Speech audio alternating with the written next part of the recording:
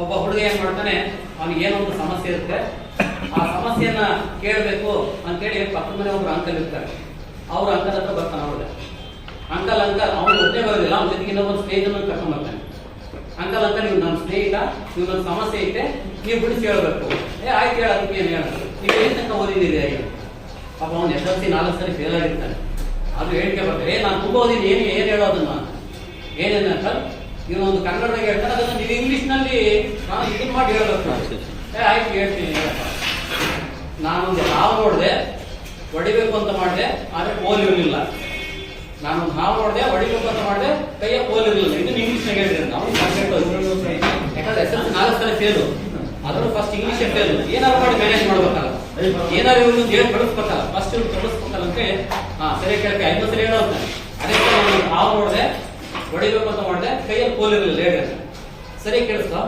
I saw the snake ಅಂತ. I saw the snake ಅಷ್ಟು ಮಾತ್ರ ಕರೆಕ್ಟ್ ಹೇಳ್ತಾನೆ, ಉಳಿದೆಲ್ಲ ಕೇಳಿಸ್ತದ ನಾವು. ಇವ್ರಿಗೆ ಗೊತ್ತಾಗ್ತಿಲ್ಲ ಹುಡುಗರು. ಐ ಸಾ ದ ಸ್ನೇಕ್ ಅಂತ. ಅಂಕಲ್ ಇನ್ನೊಂದ್ಸರಿ ಹೇಳಿ ಅಂತ. ಸರಿ ಕೇಳ್ಕಳ. ಐ ಸಾ ದ ಸ್ನೇಕ್ ಅಂತ. ಅಂಕಲ್ ನಮ್ಮ ಪ್ರಾಣಿ ಗೊತ್ತಲ್ಲ, ಹೌದಲ್ಲ ಗೊತ್ತಲ್ಲ, ಅದೇ ಕಣ ಇಂಗ್ಲೀಷ್ ಮಿಡಿ ಫಸ್ಟ್ ಗಾಡಿ ಕೊಡೋದು ಜಾಗ ತಲೆ ಕೆಡ್ಸಂತ ಹೋದ. ಮತ್ತಿನ್ನೊಂದು ಸೇರ್ಸಕ್ಕೆ ಬಂದ, ಅವನಿಗೆ ಮತ್ತೇನ ಬಂದ ಅವನ ಸಮಸ್ಯೆ ಅಂತ.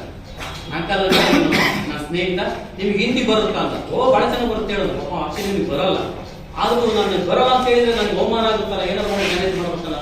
ಅವನಿಗೆ ಏನ್ ಕೇಳ್ತಾನೆ ಅಂತ ಹೇಳಿ ಹೇಳಪ್ಪ, ಹೇಳಿ ಅಂತ ಕೇಳ್ತಾರೆ. ಹೇಳೋಣ, ನಾನು ಬಸ್ ಸ್ಟ್ಯಾಂಡಿಗೆ ಹೋಗ್ತಿದ್ದೆ, ಬೆಟ್ಟ ಅಡ್ಡ ಬಂತು, ಅದಕ್ಕೆ ವಾಪಸ್ ಬಂದೆ, ಇದನ್ನ ಹಿಂದಿ ಒಳಗೆ ಹೇಳ್ರಿ ಅಂತ.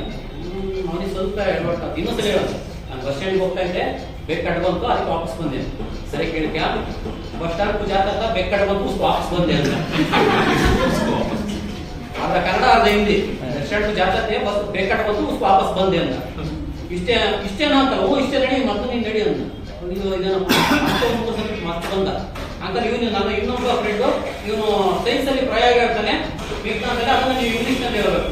ಮತ್ತೆ ಇದು ಯಾವ್ದು ಅವನು ಹೇಳಪ್ಪ ಏನು ಅಂಕಲ್. ಏನಿಲ್ಲ, 2 ಗ್ಲಾಸ್ ತಗೋಬೇಕು, ಅದಕ್ಕೆ ಒಂದಿಗೆ ಕೆಂಪು ಪೌಡರ್ ಹಾಕ್ಬೇಕು, ಇನ್ನೊಂದಕ್ಕೆ ಬಿಳಿ ಪೌಡರ್ ಹಾಕ್ಬೇಕು, ಎರಡನ್ನೂ ಮಿಕ್ಸ್ ಮಾಡ್ಬೇಕು. ಇದನ್ನ ನನಗೊಂದು ಇಂಗ್ಲಿಷ್ ಹೇಳ್ಕೊಡ್ತೀನಿ. ಅಷ್ಟೇ ತಾನೇ ಹೇಳ್ತೆ ಸರಿಯಾಗಿ. Take 1 glass and 1 spoon red powder and take another glass, take white powder. ಅವನಿಗೆ ಮಿಕ್ಸ್ ಮಾಡೋದು ಹೇಳಕ್ ಬರ್ತಿಲ್ಲ. ಏನ್ ಮಾಡ್ಬೇಕು, ಅಂಡ್ ಟೇಕ್ ಬುಲ್ಬುಲ್ ಹಿಟ್ಟು ಅಂತ.